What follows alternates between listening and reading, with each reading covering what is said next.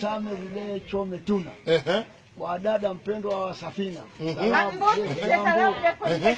Jambo ni furaha kwangu, utakapo hali yangu si jambo. Ndio. Hofu na mashaka ni kwako.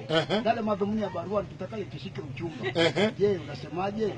Mpenzi kama anajiweka sasa tayari matata ambapo tutatamka. Ndio. Majibu akanifika, mtacheza mtapata. Nyasaland Kenya boy. Ndio. Hata vigori vya kike huja mjumba unadhania mwanamke kuposa kwa mjumba. Hali roho ni jahili. Hata gazeti kitandoa mbado.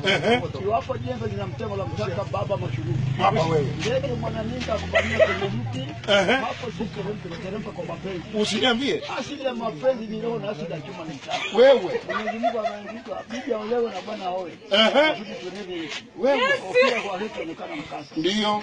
Mpenzi, nimekula chungwa ili nikuchunguze. Usiniambie. Nikala peremende ili unipende. Ndio. Nikala nyanya ile usinyanyase. Ndio. Mpenzi wangu mtimtimu kama maji ya bahari endapo kwa